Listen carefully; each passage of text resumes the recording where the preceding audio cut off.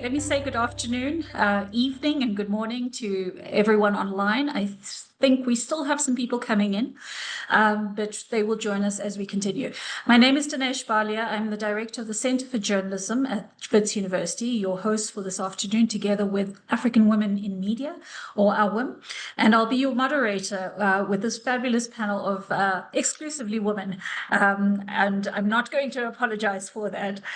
We'll start with our presenters giving us 5 key points. I'll introduce them, then they'll give us 5 key points, speak a little bit about their work and research, and then we'll move into a round of questions in terms of the format. If you have any questions, and I've seen the guest list, please, you come from all over this continent and the world. So if you have any questions or comments that are specific to your work or to your country, please let us know in the chat and we'll try and get to them a little bit later in the discussion. So artificial intelligence, once only found in the pages of sci-fi novels or in the movies of people like George Lucas and Stanley Kubrick, is now part and parcel of our everyday lives, although to a varying degrees. I think most of you saw that before you came in, your AI note takers were coming in. Klaus Schwab, who wrote the instructive book, The Fourth Industrial Revolution, points to the scale and speed of new technologies as definitive of this age. It's exactly this speed and scale which results in challenges and complications almost on a daily basis, which not only impact how we work with one another, but how we engage with one another and with the world around us and with long-standing systems and processes like the news media and even election processes. Today, we look at the news media specifically and newsrooms and journalists who package the news and look to these 3 fantastic leaders in the AI research and thought leadership space to help us navigate the debates around AI in newsrooms. We're going to start with Dr. Grace Githaiga. So Dr. Grace Githaiga is the CEO and convener at the multi-stakeholder ICT policy and regulation advocacy think tank known as KICTANet. In addition to her role at KICTANet, Grace is a respected advocate for public interest in tech policy, stakeholder engagement, digital rights, and broader human rights. She has conducted research and training in various ICT and media subjects, mainstreaming gender in digital rights and human rights online. Grace also hosts Take on Tech, a weekly TV show that breaks down tech topics in a non-tech way, and we need that so much everywhere. At Kenya's public broadcaster, the Kenya Broadcasting Corporation. Grace, I'm going to hand it over to you. Oh, thank you so much for this opportunity and even for the opportunity to engage on this topic of AI. To say that at KICTANet, we are a lead organization when it comes to the country's strategy, the country's policy. We're actually in the process of supporting the Ministry of Information with coming up with an AI policy. And then we've also done the AI guidelines together, in conjunction with the Ministry of Information. So we are conveners when it comes to policy issues, and our role is to ensure or to push for public interest in ICT policies. So I had hoped that I would show a video, but just forget it. I know most of you have seen generative AI, have seen videos that are shared online of, say, public individuals, public, persons, presidents, purporting to speak on issues that you don't expect them to. However, you can see that there is the voice is the same. For example, Donald Trump or Cyril Ramaphosa, you can see that the voices are theirs. And so that is actually because of generative AI. So how does that then enhance deepfakes? How does that enhance disinformation? That is one example.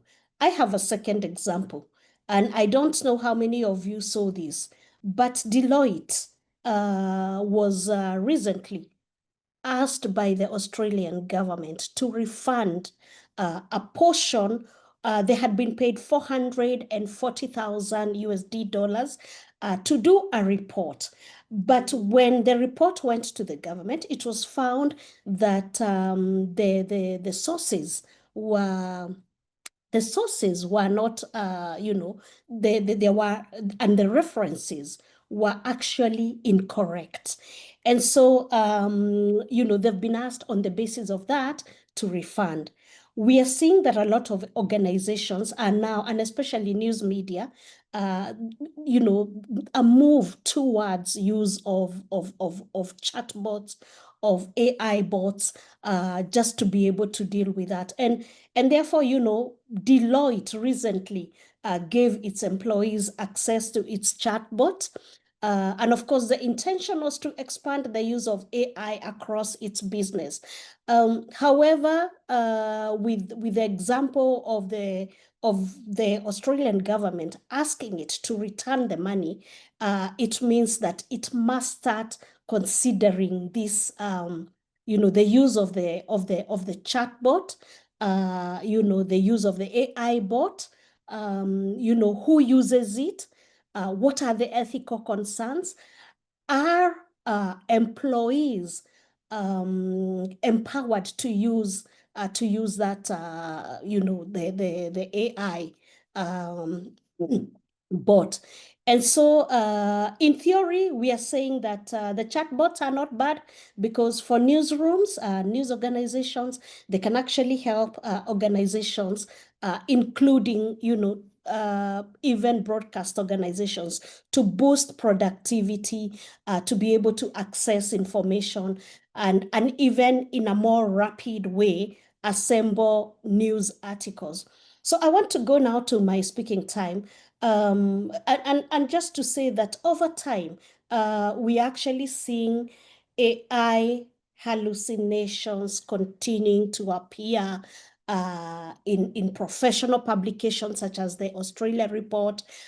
In news publications, newspapers have actually shared a lot of, disinformation.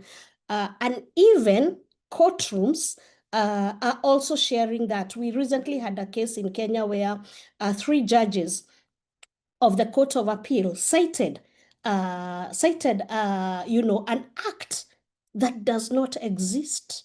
And yet, they were using that act to demonstrate that they are grounded in whatever decision they are making. So number one, hallucination versus disinformation. We are seeing that hallucination, and I want to say that hallucination is information that sounds plausible, but is factually incorrect. It is fabricated, it is unverifiable. When we look at disinformation, of course, we know disinformation is false information that is deliberately created and disseminated to deceive or manipulate. So when it comes to generative AI, mostly hallucinations, do not have access to correct information. And therefore, we are seeing a lot of disinformation perpetuated by AI. My second talking point is that AI actually is deepening misinformation. And in an era where journalists still have to deliver news in a timely fashion, generative AI tools can then support to produce hyper-realistic text or images and videos at near zero cost. However, this then contributes to deepfakes, it contributes to synthetic content, and therefore audiences are finding it harder to distinguish fact from publication. And when, because we are saying that news organizations need to have fact checkers, this is also overwhelming fact checkers, so that, they are actually sometimes not able to distinguish between what is fact and what is AI generated and therefore disinformation. My third point, credibility now has become a competitive advantage.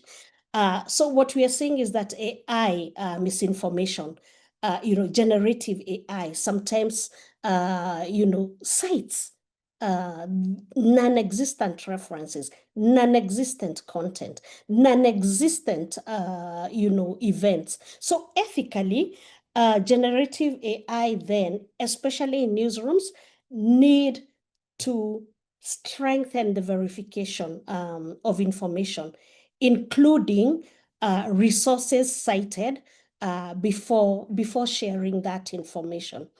My fourth point I want to look at, I know I have 7 minutes, I am looking at that. My fourth point is that social, platform vulnerability.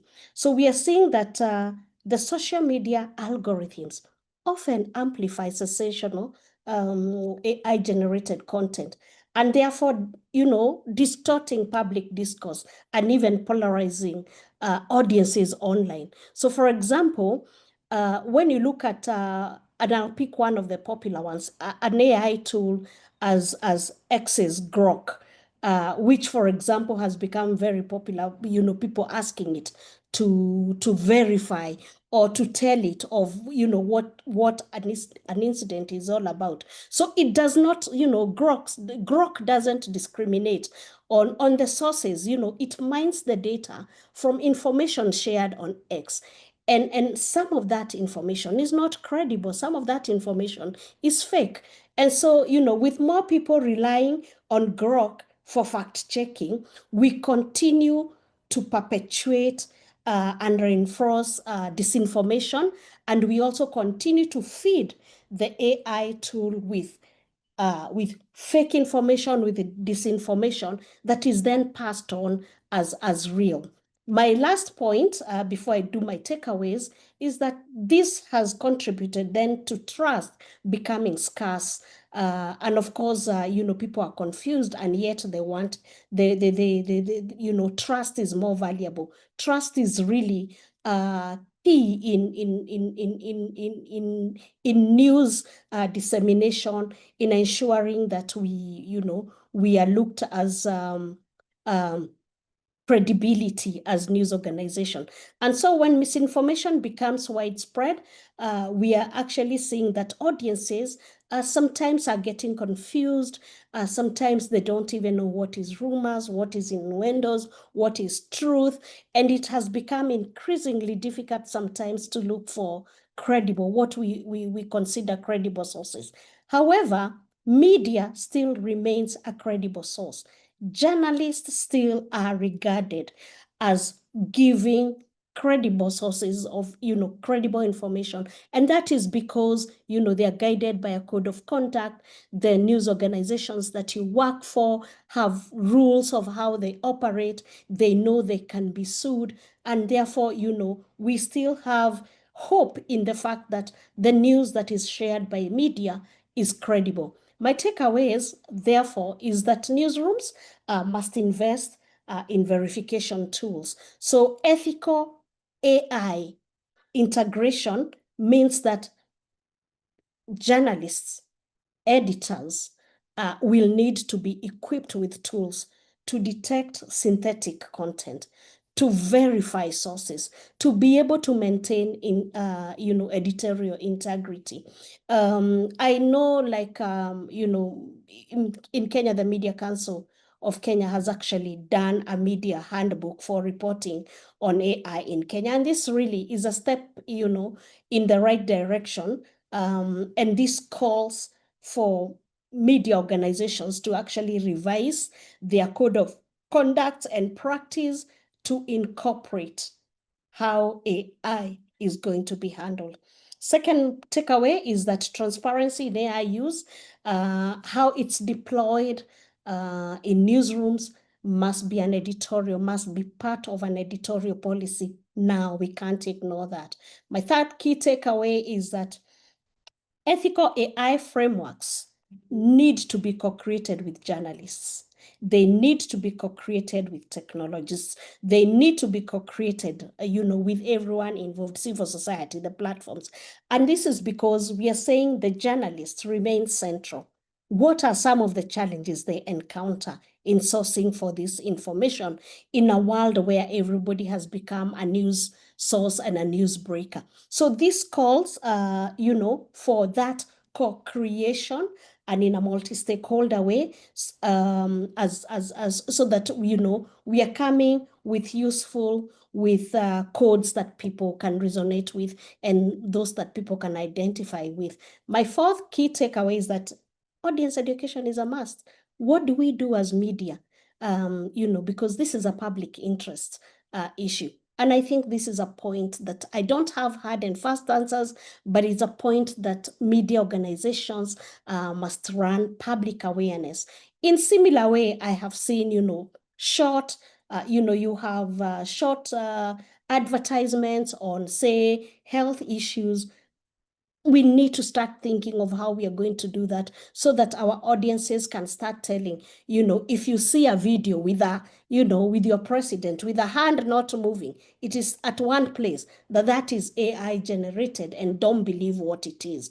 And then finally, AI should actually supplement editorial judgment and not take its place. So, even as we talk of ethical frameworks, we must ensure that AI supports journalistic workflows, in terms of summary, in terms of transcribing, in terms of data analysis, without compromising the human oversight.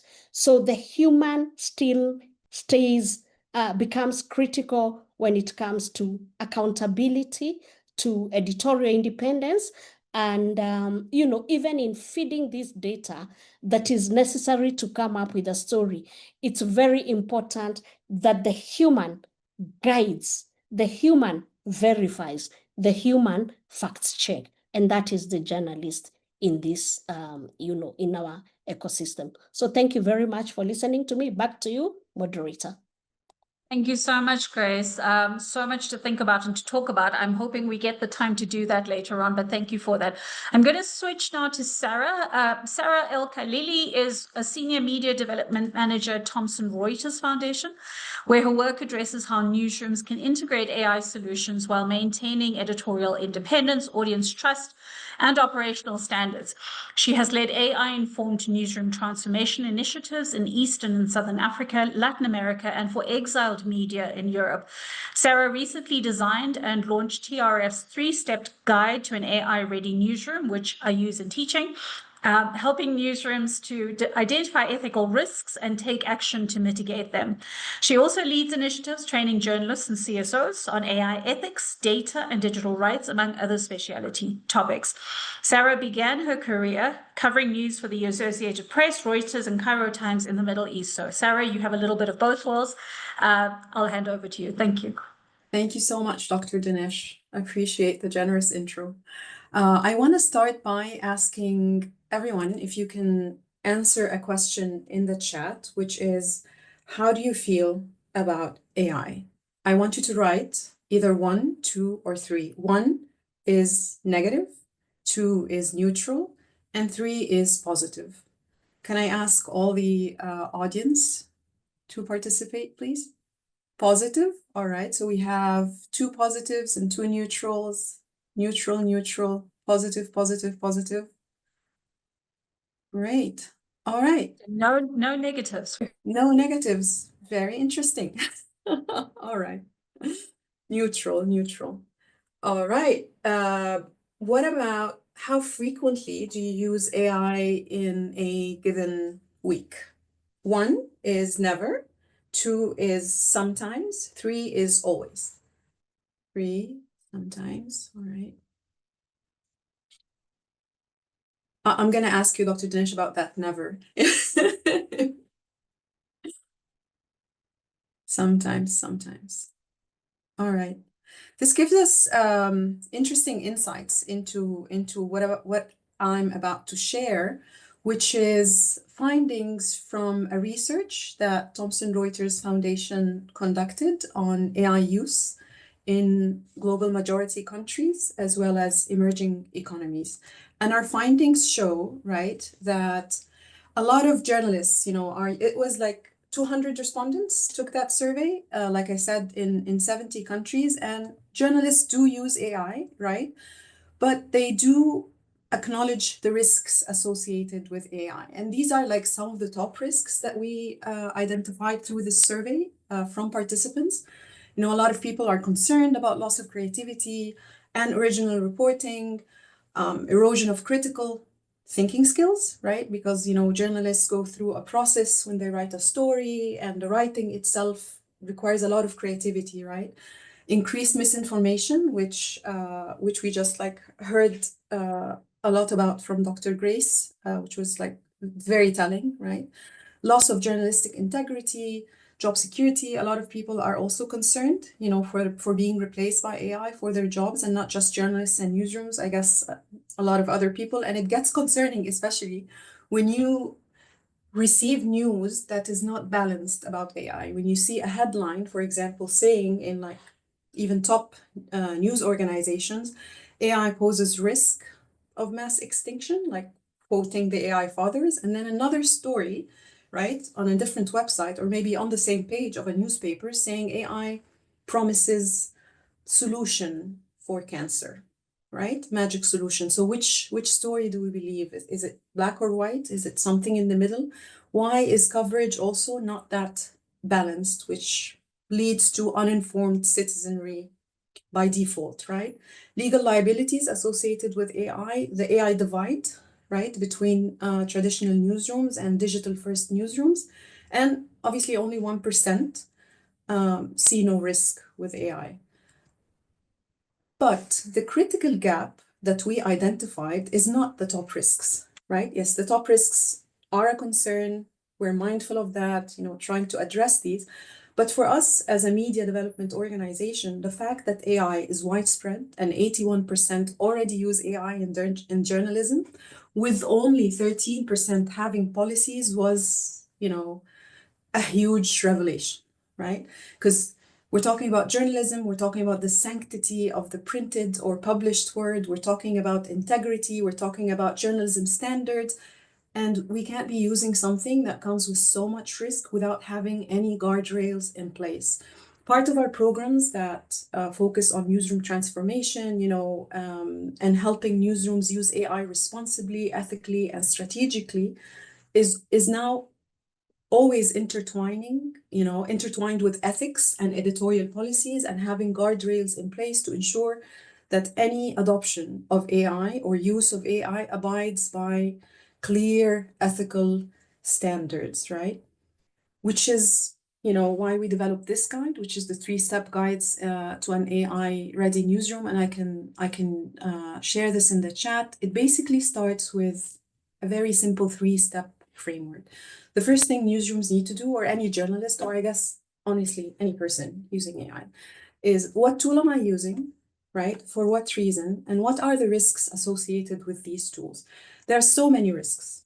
I'll give you an example. A newsroom, for example, introducing a recommendation system on its website, which basically tries to keep readers or visitors longer on the website, which is better, right? Better metrics, better for ads, maybe it would generate better revenue, right? More stickiness with the website.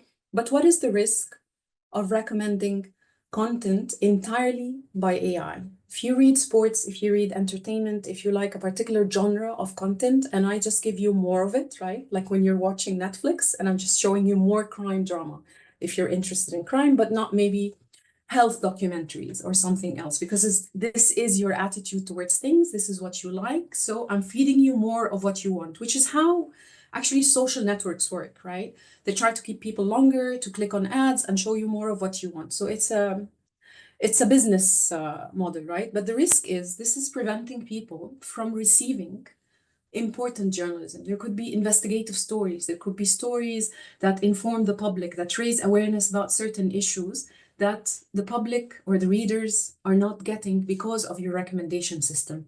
In that case, the solution is clear, right? It's not magic. It's clear and it's very simple. You also put editor recommendations, right, in addition to the AI recommendations. So you try to balance and complement both worlds, right? Same thing for if you're using ChatGPT or Claude or Gemini or whatever tool that you're using to maybe proofread content. What are the risks, right? It could make mistakes, right?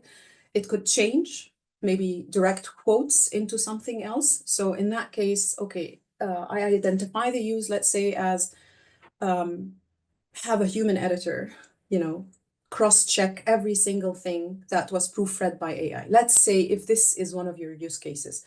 So I can't go to small and medium-sized newsrooms or any newsroom and say, hey, here are Reuters standards, right? Here are Reuters guidelines on AI ethics. This is what you need to adopt. It doesn't work. A one solution fits all will never work in this case.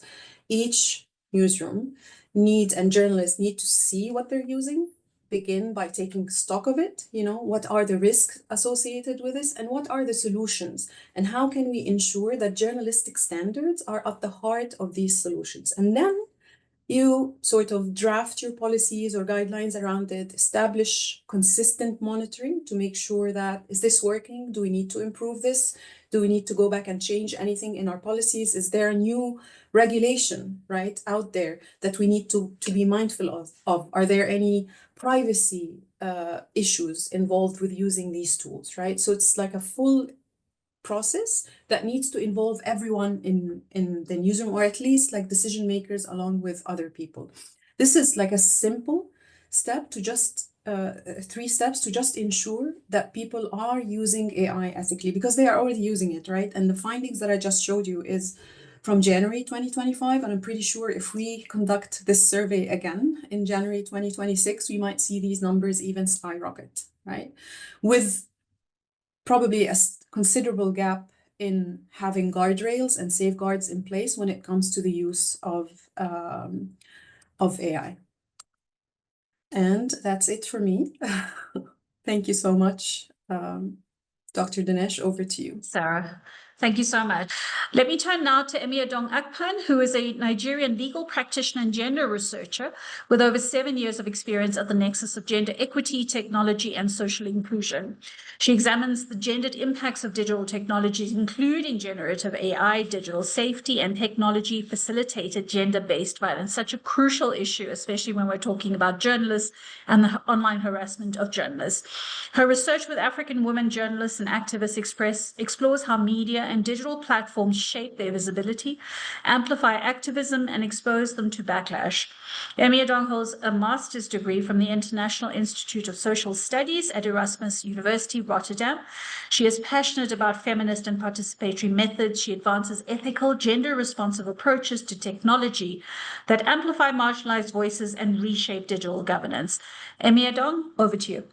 Thank you very much. Good morning from here and good afternoon from Africa.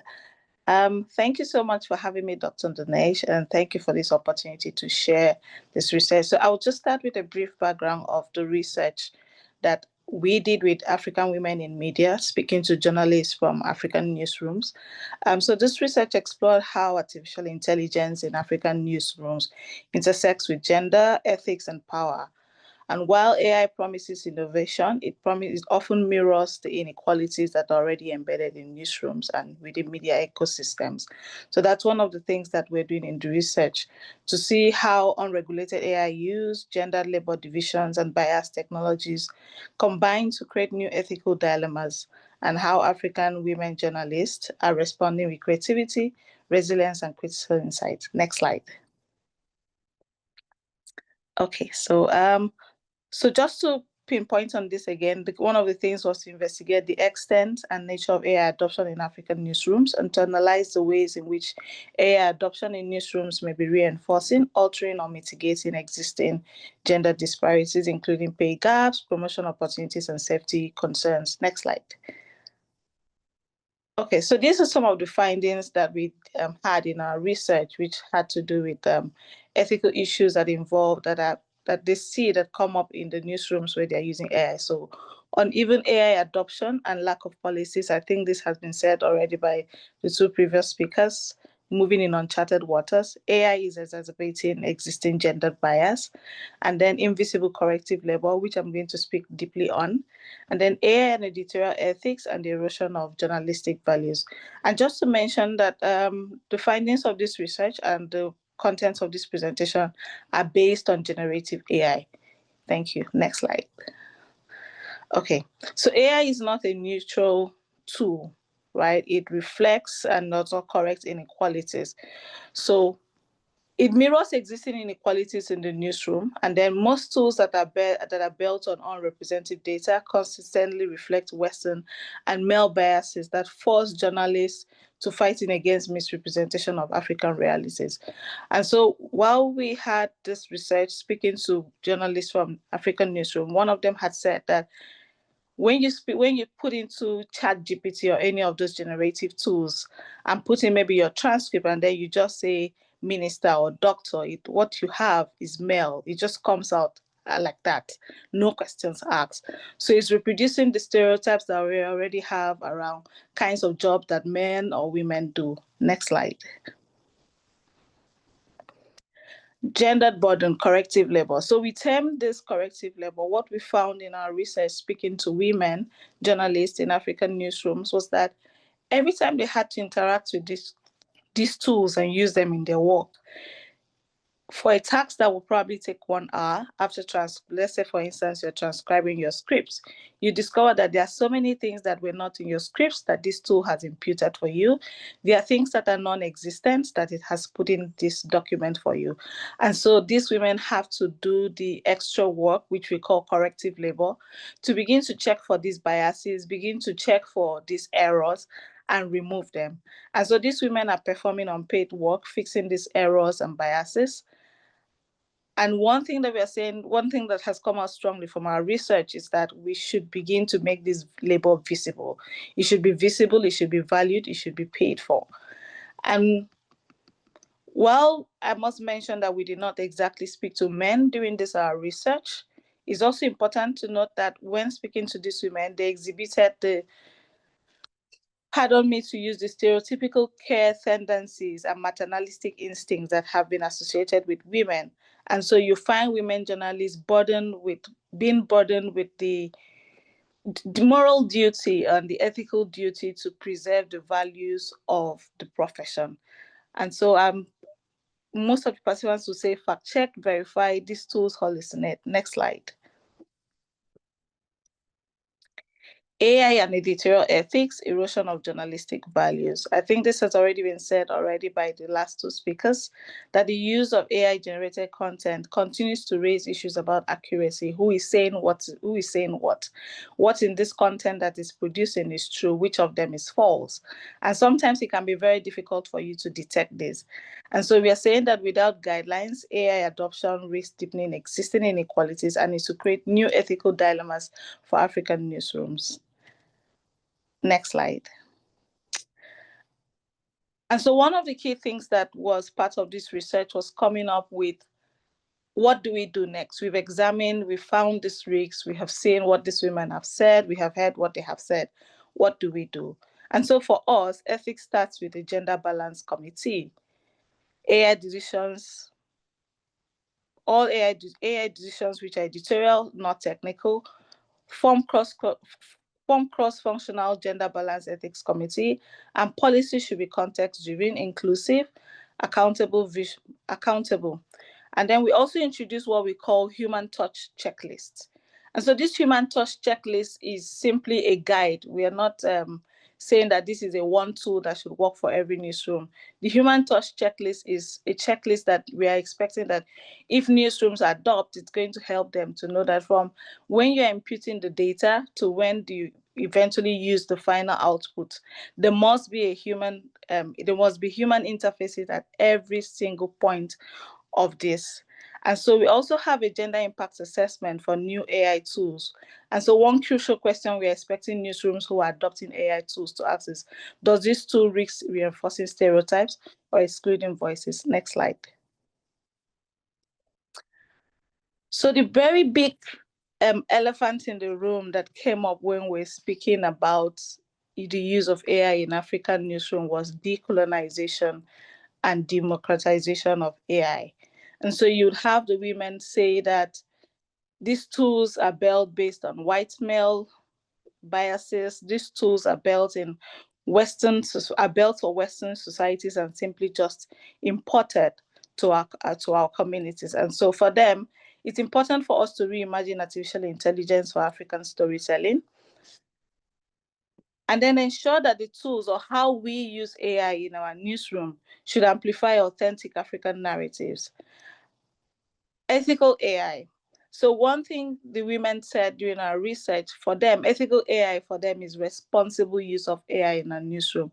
And that means AI used in a way that promotes African values, AI used in a way that is deeply embedded in journalistic values, are deeply embedded in this. And so one of the quotes that the women said was, women need to build our own tools that reflect our realities. I'm not sure when that is going to happen, but what I believe is that while we wait for the day when we can make our own tools, or when we can build tools that reflect our realities, we can continue to ensure that how we interact with these tools and how we use these tools we're not just using them because, okay, this is something that has been transcribed or transported into our newsroom, but we should be able to be innovative enough in the way we use it. Next slide. Okay, so my conclusion and key takeaways here are that AI is not neutral, it reflects existing inequalities, and women journalists are bearing the burden of corrective labor. Gender balanced governance is essential, proactive tools to safeguard ethics and storytelling, and it's important for us to decolonize AI to amplify authentic African voices. I'm going to speak briefly on the guideline and toolkit that African Women in Media is developing.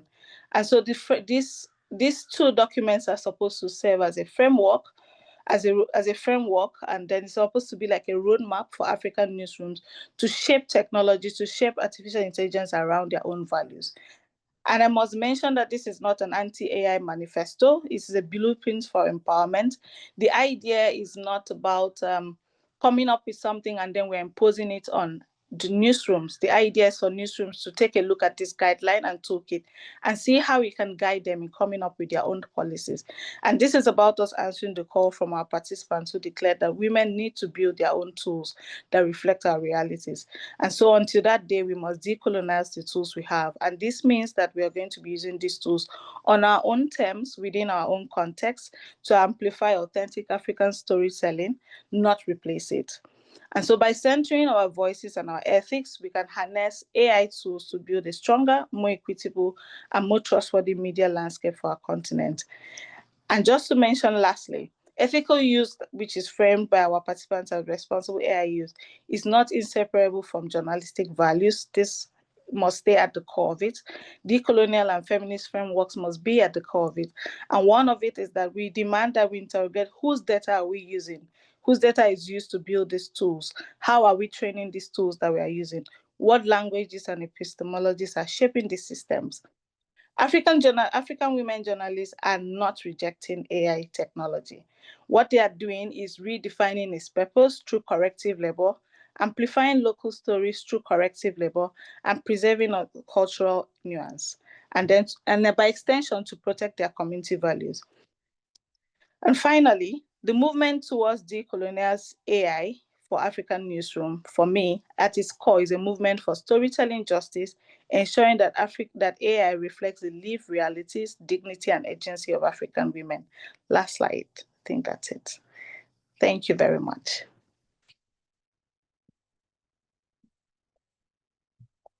Let me unmute myself. Thank you so much, Emaediong. Thank you. A lot to take in. So I'm going to kick off with a couple of questions, and I'm going to encourage the audience members. I see there are quite a few of you to engage with the presentations and let us know what you're thinking. If you have any comments, anything to add, or any questions for our panelists, please let know. Let me start off. I think, Emaediong, you kind of segued nicely into my first question around how do we start as Africans to shift that canon of knowledge that AI is using, that canon of data, actually, I wouldn't call it knowledge, which at this point is quite skewed in terms of its view of Africa. It tells one story, and that story is always negative. How do we start to shift that database, as it were, as Africans? So can I open it up to Emaediong? Yes, thank you very much. So I think the one thing I have struggled so much since stepping out of Nigeria into the bigger world has been with how people see you before they even speak to you, with how people rely on what they see on the media before relying on what they've seen on the media. And so on the basis of how you speak English, on the basis of how you pronounce certain words, recommendations or conclusions are made about you. But I would say that the first place for us to start is to look at how other how Western worlds are doing it, and we're not looking at it because we are trying to copy paste. We are looking at it so that we can see what is the gap and what is the opportunity that we can take.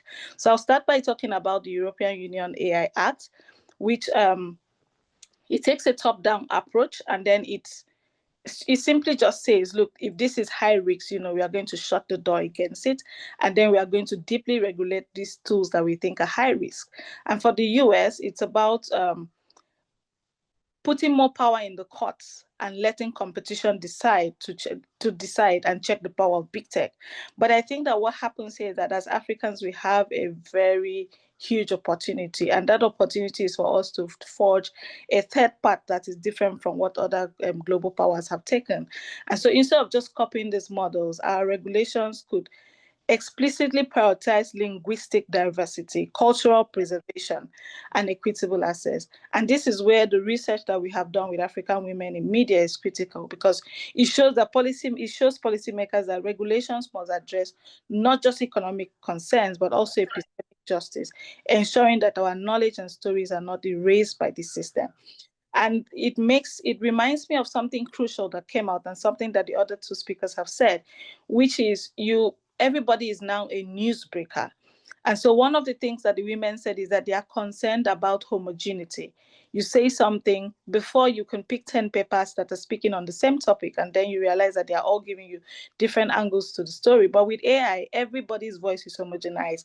And for women journalists, this particularly poses a huge risk, because already we are battling for equal representation. That is something that I had found in the research that had been done by Dr. Yemisi.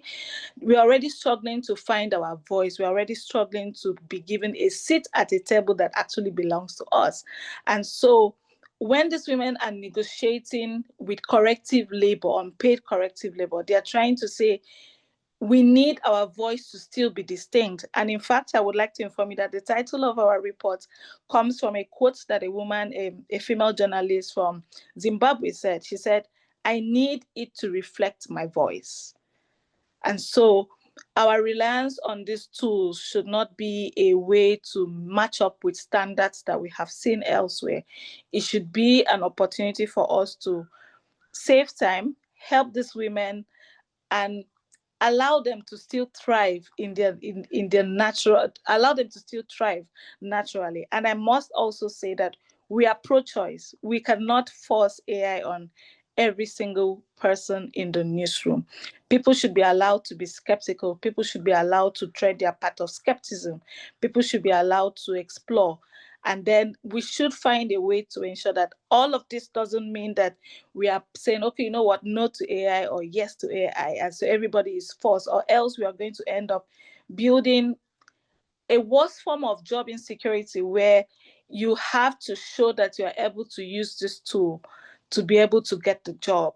And that, I think, is going to be a more difficult monster that we would create.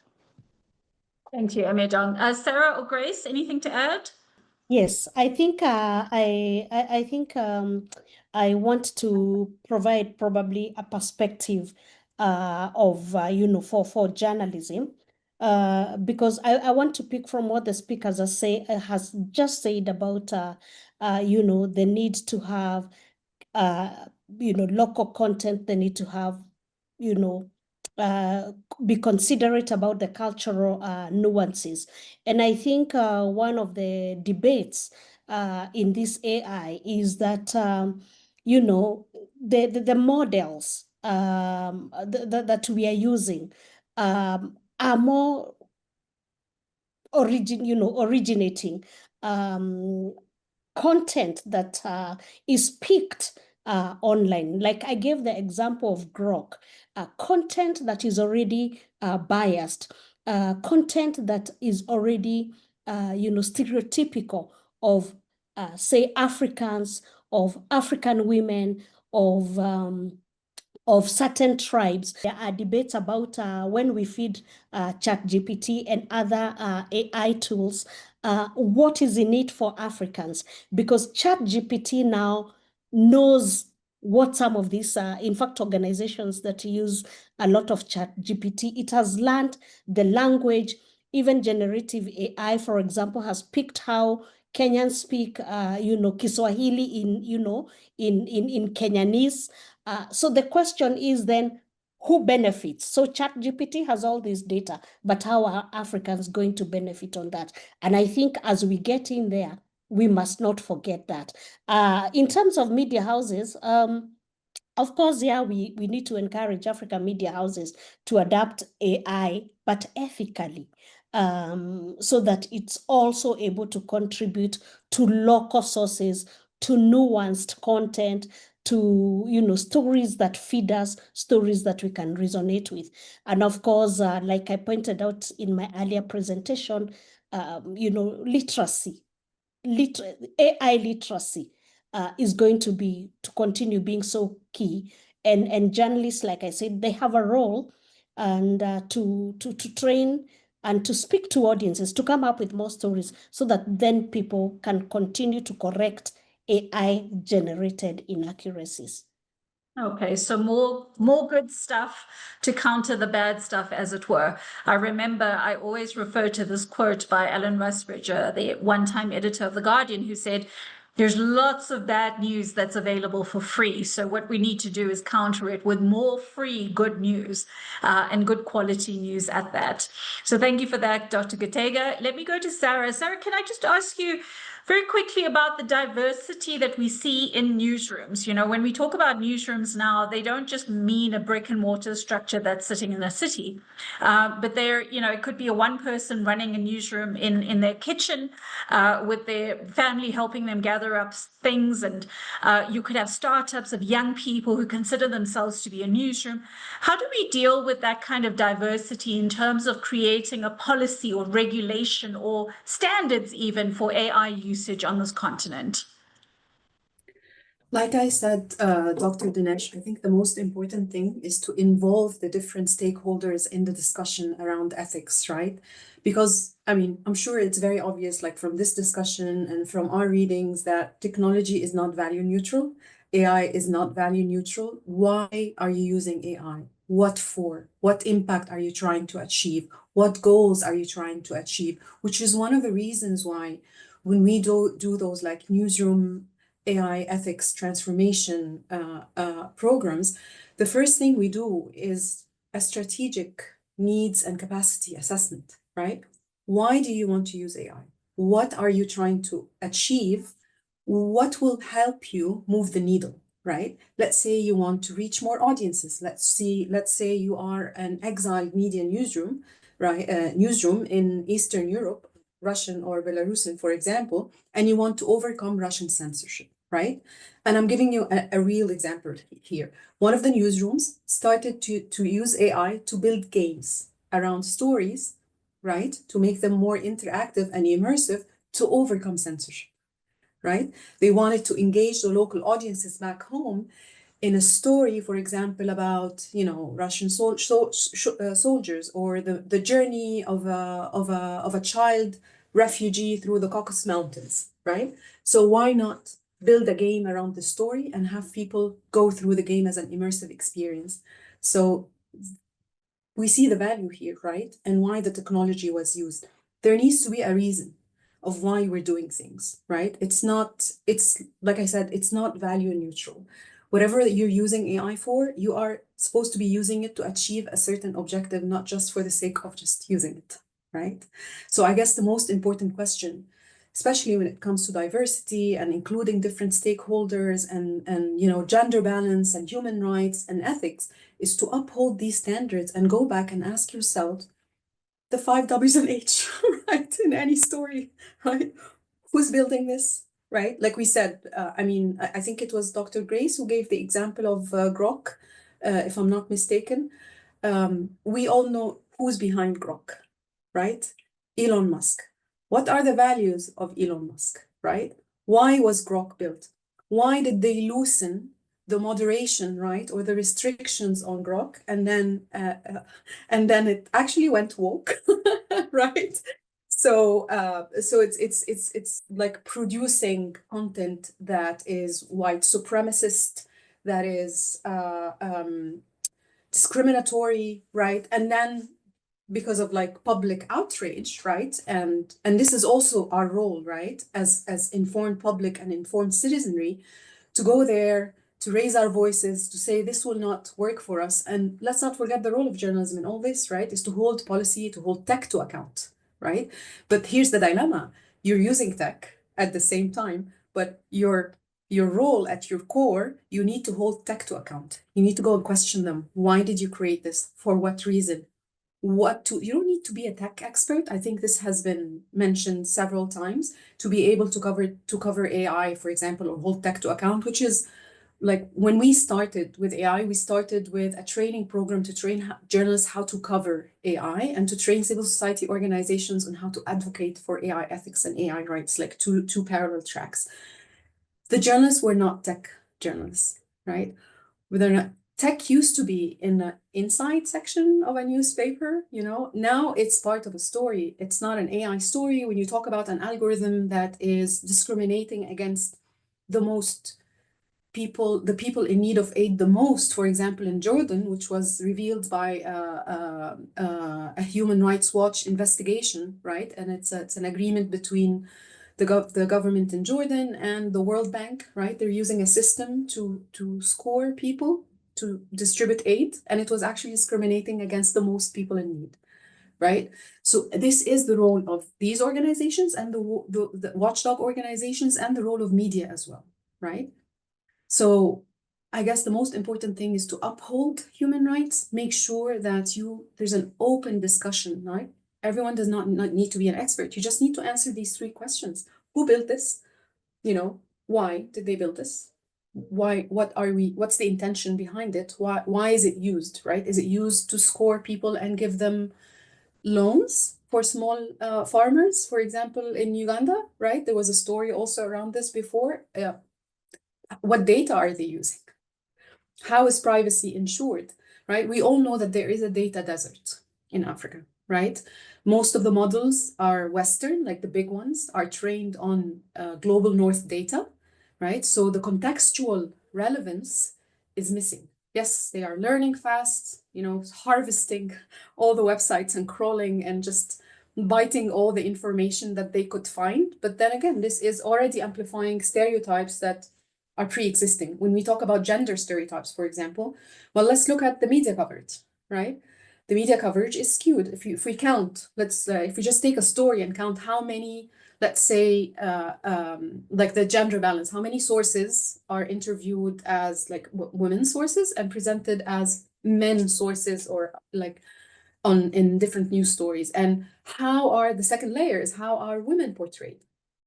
Are women only interviewed when it comes to cooking, to maybe health, to some stories, or are women economists and tech, you know, women in tech interviewed, or women entrepreneurs?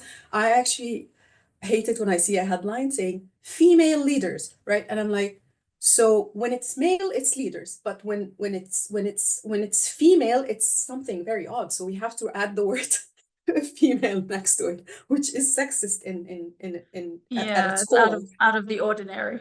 Exactly. So AI is learning from this and amplifying it, right? Yeah. So that's like my 2 cents. Thank you so much. This. I'm glad you mentioned gaming, because I want to throw in my bugbear, and it's just a comment from my side about the fact that the gaming industry is now billions and billions of dollars in size, and probably coming close to, you know, the football industry globally. But inside of that world are tropes, stereotypes, you know, misogyny pervades, and so on and so forth. And it's kind of falling below the radar of most of us who operate outside of that world. world. And yet those kids who are engaging in gaming are spending all of their time there and nowhere close to the news media or even the media generally. So something to think about as we move forward. Let me ask this question. There's a question on the chat about how do you foresee AI influencing or changing the way the public consumes news in the next 1 to 2 years? I'll open that up to whomever wants to take it on. It's a question from Shani Macaulay. How will AI influence how the public consumes news? I have seen and read that, consumers who themselves are engaging in AI and using generative AI are very skeptical of newsrooms who are using AI, and probably because they know about the potential of it. I know, Grace, you talked about transparency early on, and I think that's a key part of it. Any other ideas here? Yeah, so Emaediong? yeah, so I think my greatest fear has been something that you had mentioned, which is amplifying sexist, amplifying anything negative, right? That has been one of the biggest challenges that I have. And the fact that every day there's research coming out that speaks about the declining rates of attention span. And so one of the things I remember during the interviews was a woman saying that newsrooms now rely on these tools to help them gain readership. And I'm sure we're all familiar with the monetization of content on social media platforms.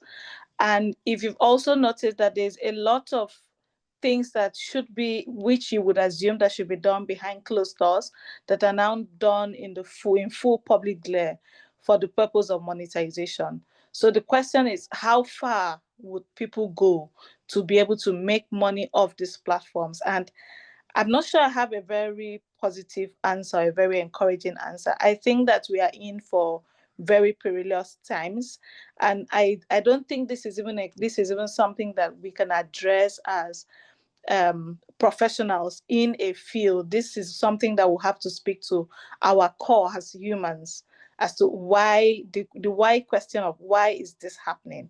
Why are you doing this? What do you think the impact of what you are doing? But then when you also examine poverty rates in some emerging economies and the lack of jobs, what would be your explanation to a newsbreaker or to a media journalist or to a newsroom that is simply just trying to survive because people are no longer buying papers, or because people are relying on celebrities, people are relying on newsbreakers and social media journalists for information? So I'm not sure where we are going to go from there, but I think that we are in for perilous times. Thank you so much. Grace?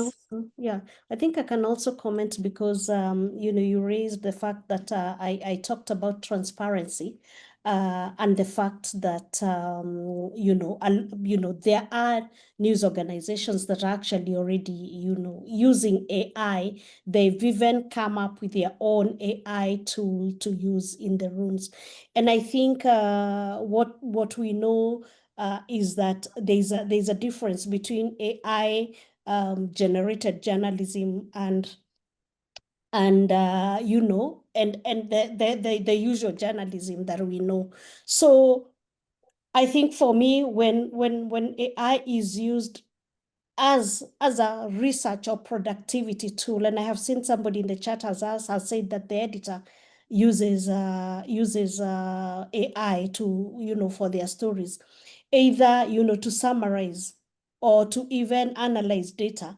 I think it enhances efficiency. However, the journalist's editorial judgment must remain intact. What am I saying? That the human has to remain the author of this story, because when it goes out to audiences, it needs to capture the context, the cultural nuances, stories that are not generated by AI, and bring in a different context into an African context. And so, when AI is used, for example, to to edit an entire story or to generate creative spaces, I think then that comes, we have to be very careful of authenticity, concerns. And like, I think it has been raised here that those who use AI a lot can already start telling, in the office when I get, we're asking somebody to do a report or an article, and they share with me, and it has something like deep, dive deep. I already can tell that is AI. And, we tell people, even if you're using AI, where are the cultural contexts? Where are the local examples? So let's remember that journalism really thrives on that, credibility. It thrives on context. It thrives on nuances. And all these are really human-centered values. And generative AI can only support this to a certain extent.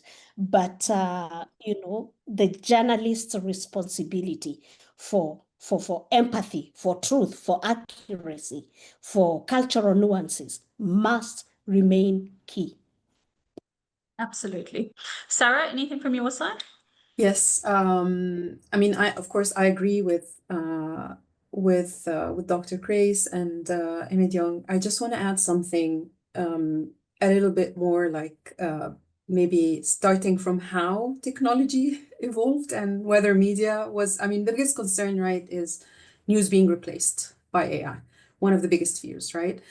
But I want to be optimistic, and looking at the history, especially those of us who teach, introduction to media or media research or media history, we know that media converges, right? We started with print, radio came about, print was never replaced, it's still there, and then TV came, radio's still there, internet came, TV and radio and print and still there. They are converging on the internet, and I guess AI is doing another one, right? Like consolidating information from many different sources and putting it together. And now when you're researching info and you're not aware that your default is set to the AI on Google Chrome, to the AI overview, it's giving you a Gemini sort of summarized, which could be full of mistakes, right? Potentially full of mistakes, especially if the question that you're asking about is a very nuanced question that it's not getting asked a lot. So it can actually be poisoned by either malign actors or, like let's say Russian propaganda or whatever it is, the propaganda that is trying to poison LLMs out there, or do like their own version of trying what they called LLM grooming, right? Which is to influence the output of LLMs by creating a lot of fake news websites and information and bots. Literacy is key, right? I agree with everyone, but I just don't think and don't believe and maybe refuse to believe that journalism will be replaced, right? Because the journalist on the ground telling the nuanced story from a village in Africa or in Asia or in any other continent, right? On the ground, I don't think this will ever be replaced. Finding the story, finding what resonates, uncovering corruption, there's a lot of things that AI cannot replace. Those locally nuanced and hyper local even stories, right? This will never be replaced. How it's packaged, yes, there will be an influence, and we have to be very careful, like Dr. Grace said, in how you use it. Are you using it to check grammar? I mean, there are hidden AI systems that we've been using for so long, which is why at the beginning I was like, I'm going to ask you about this when I asked you, are you using AI? And Dr. Dinesh, you said no, like we use Word, right? We do a spell check on Word, that's AI, right? But that's hidden, right? Yeah. And it can miscorrect words. If you do like correct all, like let's start like years ago, right? And even now, correct all, it can actually do grammatical mistakes because it doesn't really understand the context of the sentence. So when you go back to the sentence and you see, why did it suggest this as an error? It's not, right? Within this, or maybe it's a foreign name that it always, marks as a spelling mistake. So you have to add it to its dictionary and make it understand that this is a new word, right? This is all AI in the background, Grammarly, all the things that we're using. The search, right? We're doing a search on Google, and Google is learning from your digital footprint what you like and the cookies and everything, and is giving you more of what you want, right? Same thing in social media. And social media existed and influencers exist. They've been what Facebook was, massively adopted in 2006, I believe, right? We still have Reuters, we still have, different, media outlets out there. Big organizations still exist. Yes, they're struggling and trying to adapt to new challenges, but I don't think news is going away. Definitely struggling, right? Definitely the AI will have a huge, AI in general will have, in its current form, as in chatbots and people using them for information, is going to change things, but I don't think it will ever be replaced as a core function in any society. Thank you for that. I'm going to take the last question from the chat, and then we'll start to wrap up. And the question is, do we have laws that protect women in media, especially when it comes to their voices being used by AI? So this speaks to the deepfakes that are being produced left, right, and often weaponized against women journalists online and through continued harassment. So if I could open that up, maybe Emaediong? Any laws specifically? So from my own research, none that I know of in my context, but I re-echo the question, which is something that a participant had mentioned, which fueled her skepticism for using AI. And for her was, who is using my voice? If my voice is being cloned and somebody says something that I didn't say, how do I get myself out of that? How does that impact my career? And so for them, women's voices being used, especially for journalists, is already a huge risk and a huge threat to their own career. So thank you for that question. Thank you. And let me add, we've seen over the last 10 years in particular where women journalists have been trolled off social media to the point where, their voices don't exist anymore, and not their physical voices, but actually their perspectives don't exist. And in newsrooms, we've also seen women leave newsrooms, leading to a lack of female and women voices in those spaces, but also senior journalists who've walked away because they're worried about the safety of their families, which is a growing threat, particularly on social media when their children, are posting things about their lives on social media and so on. So that has a ripple effect beyond just the impact on the journalists themselves. It has an impact on the newsroom and the work that's being produced by that newsroom. Grace and Sara, anything to speak about in terms of the laws? I think, Sara, you might have some experience in this regard. Anything that has been used to protect journalists in certain countries? Like not specifically related to AI, so I need to do more research into that. Got it. Grace? I think, there are laws here and there, but not specifically to protect journalists. And I know not just journalists, but even women in different issues. So, for example, we have, Sexual Offences Act, where some bits and that can be pulled out when it comes to online trolling. We have the Cybercrime Act, but it really doesn't focus on specifically women. And I know some of us who are at the front line of pushing for this, we've been pushing for this, but like you say, the women voices are always drowned. And even when they come up with the critical areas that need to be reflected in a law, you find that maybe it will only be one sentence. And so for me, I've been saying, do we need to go back to the drawing table to look at the women's movement and see what are, where do we need to strengthen? Because there are still so many rivers to cross when it comes to this issue. Absolutely, Grace. And just to tie off on that, we have, I think, globally quite a concerted effort to make the workplace, to make environments more women inclusive, but we don't have enough to protect them while they're in those spaces and when they get access to those spaces and tables, as Emaediong was talking about. Colleagues, this has been wonderful. I need to tie up because we are on deadline, but let me just end off with a very a point that just jumped into my head, that hallucination, and we started to talk about, it's become very mainstream, even at the level of higher education. We're dealing with this problem of AI and hallucination. But for me, hallucination is not a computer or a machine issue. It's a human being issue, because that information is coming from somewhere. So it amplifies the need for journalists. It amplifies the need for information creators to do better and good quality work, to push back on this kind of hallucination that we're experiencing. I must say thank you to everyone. I'm sorry to cut it off like that. It feels very abrupt, but let me just finally just say a very quick thank you to my colleagues at AWIM, Irene Odera and Professor Yemisi Okambola, who set all of this up and made it happen for us.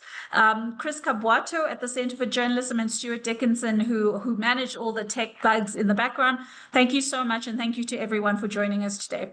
We'll share a recording and we'll share some of the links and resources of the research that's been produced on our website. Thank you so much, colleagues. Have a good afternoon.